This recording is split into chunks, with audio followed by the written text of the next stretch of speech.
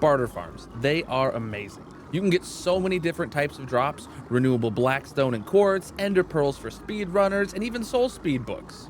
But ironically, one of the hardest things about them is managing how many different items they can drop.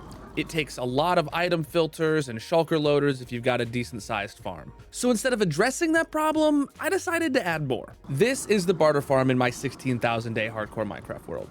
It's based off of an amazing design by Nembon, and I definitely recommend you check him out. The video will be linked below, but I think I might have taken the storage at least to the next step. This barter farm has about 150 piglins in it, and they all drop items onto the ice path in the middle, below where the player stands. Then the items will be pushed around by sticky pistons on the ice path Nembon designed, where it goes over dozens of filters for all the different drops to keep up with the insane demand. But now I've basically doubled that. Now there is an item filter leading to auto crafters before all the item filters that go into the bulk shulker loaders. There are so many different designs here to go over for all the auto crafters, but one thing to note is they are all one wide tileable, and it does auto craft every possible item that you can make out of solely the drops from a barter farm, even the ones that need smelting. It's amazing. So here we are in my auto crafter world download. I have pulled out just the auto crafters from the farm and brought them here. If you want to see how to make the farm, you have to check out Nembom's tutorial for that. Mine's just going to be for the ice paths and the auto crafters, but as the title says, this will work with any barter farm. So if you can put the output of your barter farm to an ice path, this will work. It might be overkill, but it'll work. Actually, I'm very interested. Does anyone here have a barter farm that's faster than mine? Let me know in the comments. So right over here off to the side of the gold one, we press the button and that takes us here to the barter farm breakdown. The way this is laid out is there are hallways where you have your shulker access on one side and your shulker access on the other side. Then you have to go further down to the next hallway where you get these ones and those ones. One thing to point out, the things that are auto-craftable, I have going directly into shulkers. But then when things are a direct output, I have those going straight into shulker loaders. Also, to keep things straight, I do have mini blocks on top for whatever the input is. Like, so this is nether quartz. It's got nether quartz block, blackstone, blackstone. It all makes sense. And while I did design all these in my hardcore Minecraft world, there has been quite a bit of work in the creative world that I've had to do because I never got to test it at scale. And there's been some fixes we've had to put in place. So there are some designs here that don't match what you might have seen me build in my hardcore streams. But I will be going back and updating my hardcore world to use these new and fixed designs. But let me give you a little bit of a feel for how this is going to work. So first things first, we have an item filter for quartz, and that's going to make us quartz blocks. And then the things will move over to another 4 item filters for quartz that comes down and needs 2 auto crafters to make bricks and pillars and stairs and slabs. And these are one wide tileable. There is a gap between different designs. Even if they might be okay to be next to each other, I always put a gap between different designs. But if you needed, let's say, a ton of blocks of quartz, this design is one wide tileable, and you could build many of these next to each other. So the idea with these being shulker boxes and not shulker loaders is that these are intended to fill up. I don't imagine myself ever needing more than 3 shulker boxes of quartz pillars at a time, right? So what's going to happen is the shulkers are going to fill up, the hopper line is going to fill up all the way to the item filter, and then those items are just going to pass over those hoppers once they're full, and they'll be picked up here by the bulk storage for the raw material. So after quartz, we have nether brick and its variants here. Then after the nether bricks, we go to the different versions of obsidian and then fireballs. So the items come down here and these piston pushers move them around to flip them to go the other direction. And now we're starting to filter blackstone.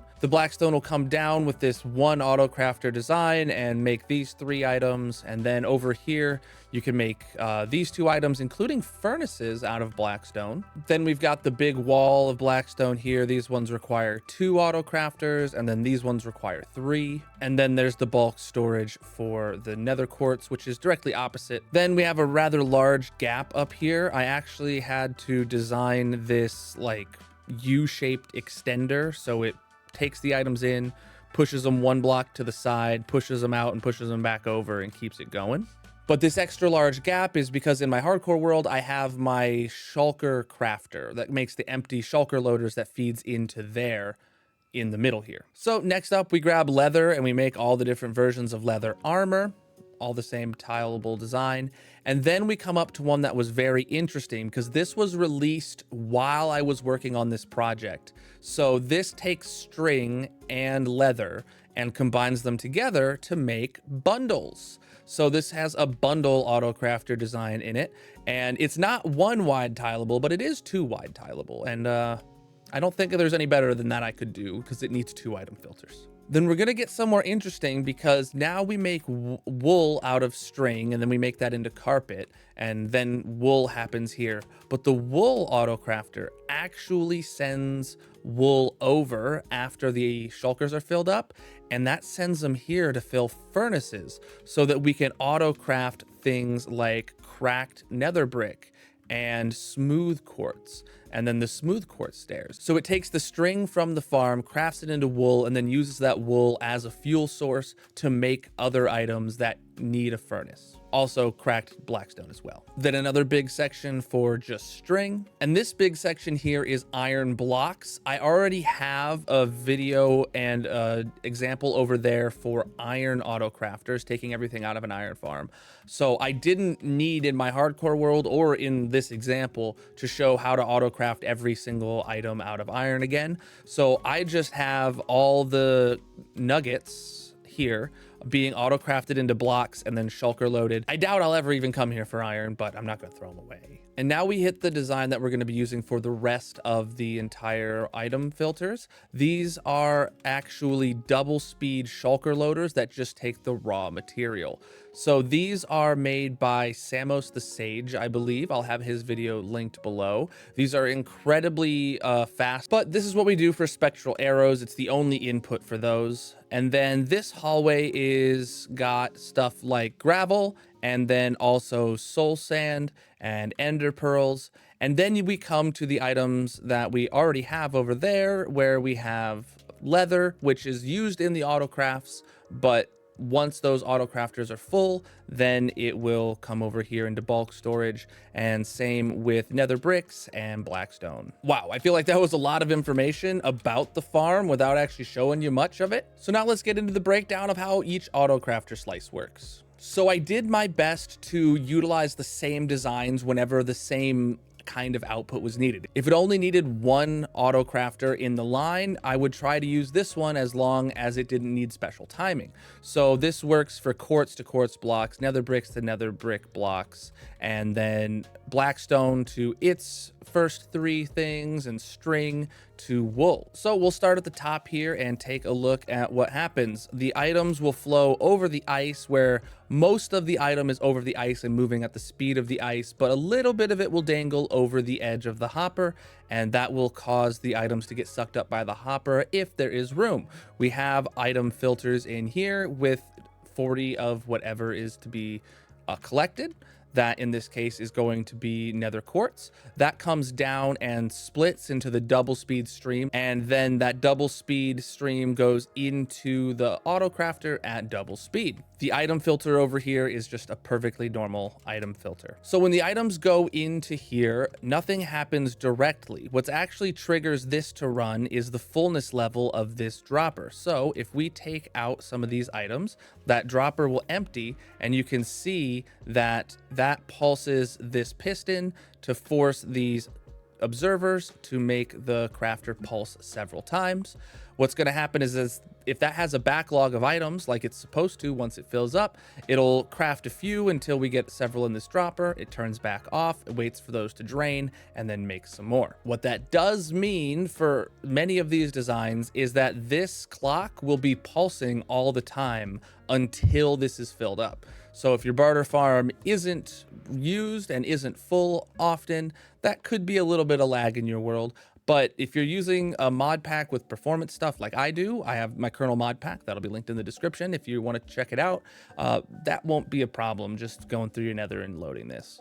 or you could build it somewhere that is not going to be close enough to your other builds to cause lag. But trust me, the observer clocks here are definitely less laggy than the old hopper clocks I used to build into these, though we will see some of those, I think. So on to the next one here. This turns nether bricks into stairs and slabs and does the same exact thing for nether quartz. Up at the top here, the item filter is going to take the same nether quartz down into here, put it into the auto crafter, which again doesn't detect if there's anything in there. But when it is pulsed by the clock over here to the side, it will craft its output and move it down to the second auto crafter. This auto crafter has the standard design that I use for detecting when this is full and sending over just one pulse. And then once that is pulsed, it is going to make the nether quartz bricks here, which will go down and fill these up.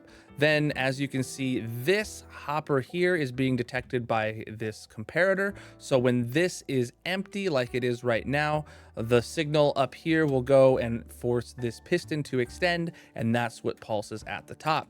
So when this fills up, that will be retracted and no pulses will happen here. Next up, it's the same design to make chiseled quartz and chiseled nether bricks. Let's get up here and start with the same item filter design that you've seen every time. Goes down into an auto crafter that again is not being detected, only pulsed, and goes down here into another one to make the slabs, which has the standard design over here to detect when it's full. It'll then send one pulse over and send those slabs down into here, and then those will come here into the crafter to make the chiseled blocks. The chiseled blocks output directly to this dropper. When the dropper has items in it, that sends a signal over here that retracts this observer, so the observer doesn't send any more when there are items in here. And then at the same time, that sends the signal up and over for this piston to pulse this crafter. So it all goes off the fullness of this dropper. If we take this out of here, you can see this whole system will kick into gear with both of these happening only when they're needed. Next up is the first design that I only have in here one time, and that is nether bricks to nether brick fences. So nether brick fences are a bit special in that we get the item filter here that takes our nether bricks and brings it down and splits it. It then allows for the double feed into the crafter. But what's going to happen is, because this is a sideways hopper and there is a downward facing hopper, when there is no items in here and items come through, it will actually prioritize sucking them down here and moving them onto a lower level. So that will be important, but there is a possibility for when this is full for this to load at double speed into the crafter. Regardless, you'll hardly ever notice the difference between when 1 or 2 items are coming into here, because barter farms are just so dang fast. So what happens here is that we get our nether bricks crafted into nether brick blocks. Those will move down here, and that's actually what determines when this fires. Then those nether brick blocks come down here into this crafter, which has the pattern for brick fences. So the bricks come down sideways into there, and the bricks goes down into the crafter, get turned into blocks, and then the blocks go down into here too. There is a comparator off of this hopper, and that is what determines when this clock is running. This clock is going to pulse all of these lines of copper bulbs. The copper bulbs are actually what send the signal here to craft the fences.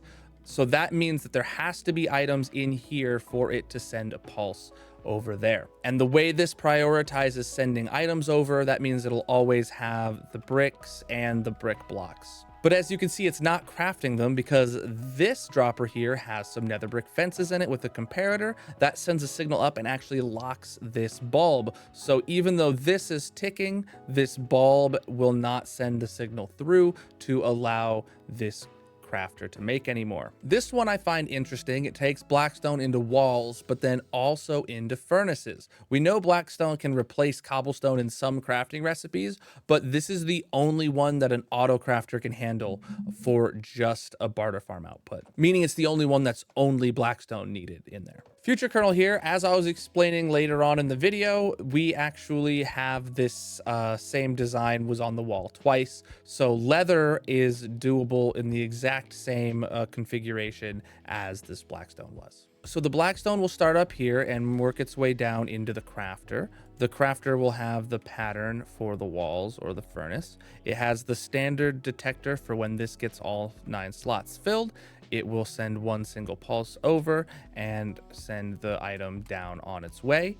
We have this hopper here being detected for when it's full, and that item goes over this way and sends the signal here to lock this dropper. Now, this set of autocrafts takes blackstone and does many of the different items with it. So if the blackstone comes in here to a double speed item filter and brings it to this auto crafter, which again doesn't have anything detecting its fullness, just that it is going to put items into this dropper. The dropper is then what determines if this turns on. So if this empties out, that actually sends the signal here and pulses this quite a few times, which powers the crafter. Once that polished blackstone is created, we then send it down into this crafter. But you can see here, this hopper is being comparatored, which sends the signal to here, which retracts this observer. So that means if this is empty, it won't let the next part run. So what happens here is this is what will take our polished blackstone into buttons. Those buttons will go into this dropper. And if we let that dropper empty out, you can see that is going to start this hopper clock timer here, which have full blocks on them for best efficiency.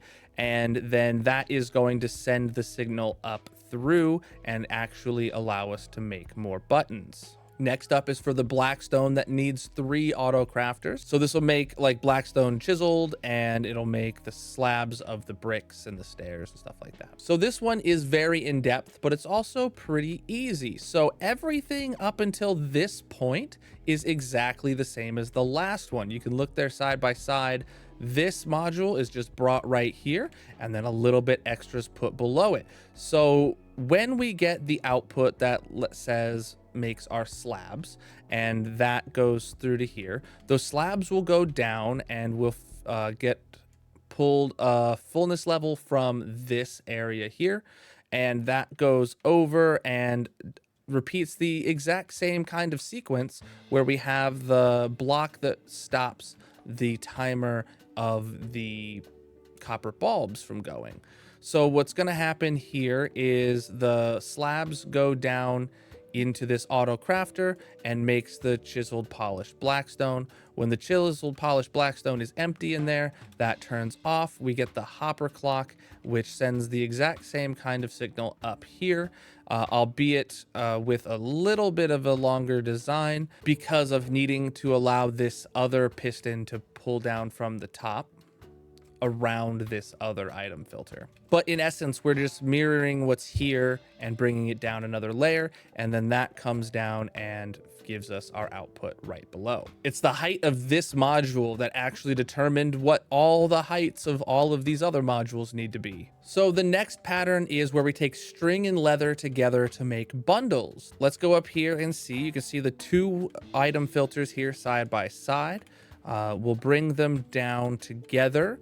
They will both have a fullness detector here to make sure that they are both in stock. So each of these have a comparator to a repeater to a piston, and those pistons each go down into a square shaped loop. So this observer clock actually has 4 observers in it. 1 is stationary, 2 can be retracted up if those are full, and then this one here actually gets pushed out depending on the fullness level here. So what happens is this auto crafter has to have string and leather in it from above, and when this pulses, that will create our bundles and send them down.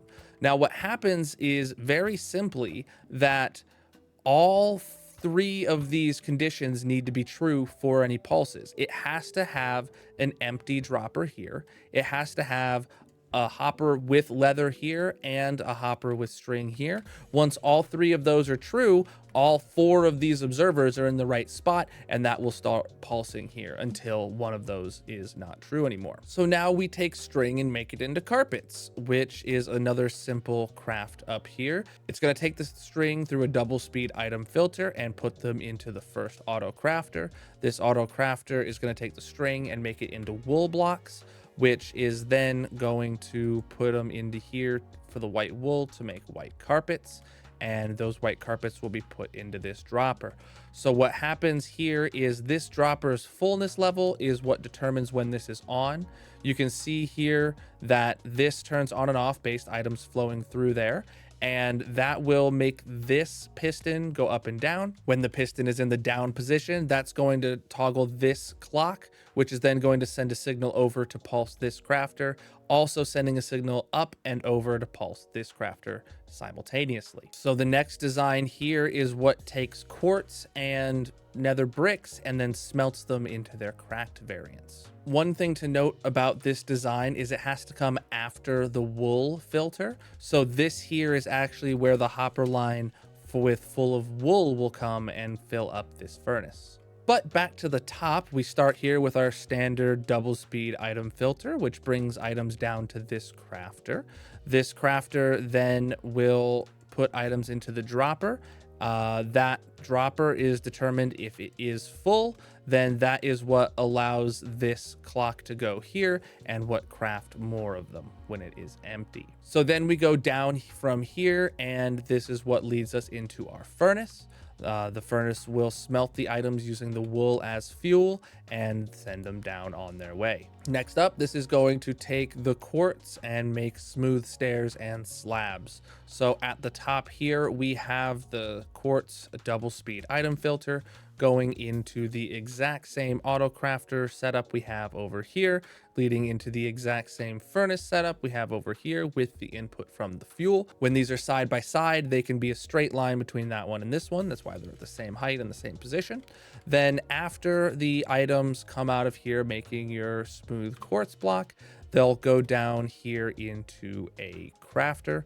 That crafter has a standard item fullness detector on it that I use to pulse this once when the crafter is full.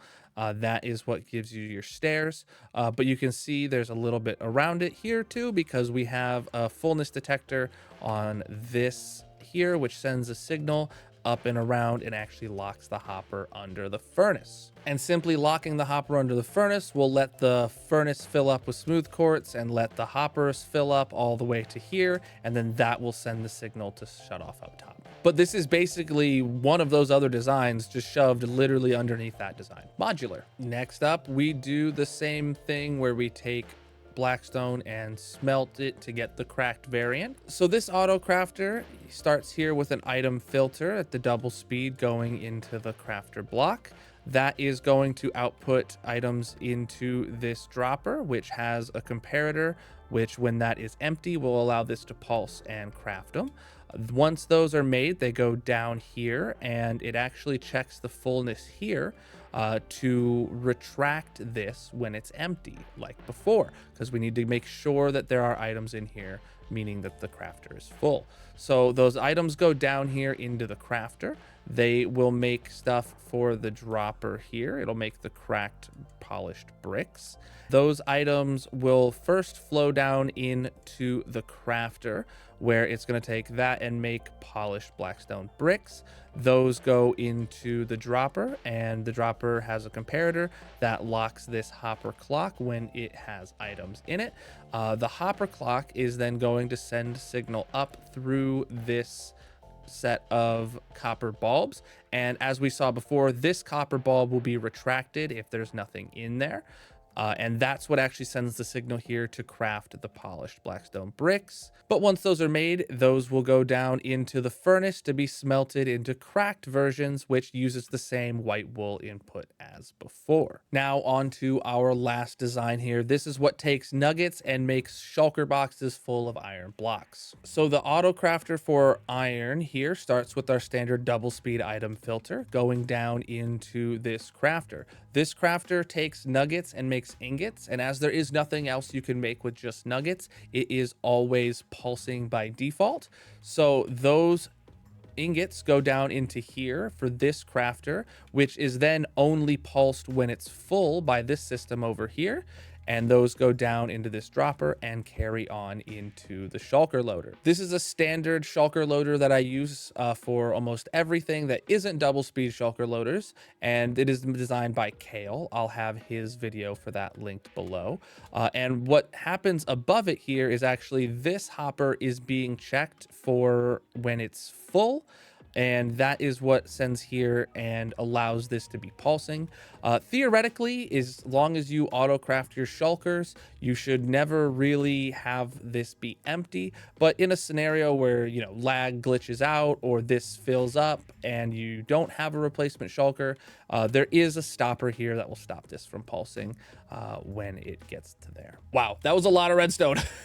I think I bit off a little bit more for this project than I anticipated, but there is a whole heck of a lot here. The world download will be in the description, and I hope somebody will find this useful. But if you did like this video, don't forget there are several others in this series, and I'll have them all inside the same world download. So feel free to check those out and let me know in the comments what you think is the best auto crafter so far that I've made. Make sure you leave a like and subscribe for more. I am going to be making more of these videos. I still got more farms I've designed in the hardcore world. So thank you so much for watching. Thank you to all my monthly contributors. You guys are insane. I can't believe I can do this because of you. So thank you very, very much, and peace out. Have a good time.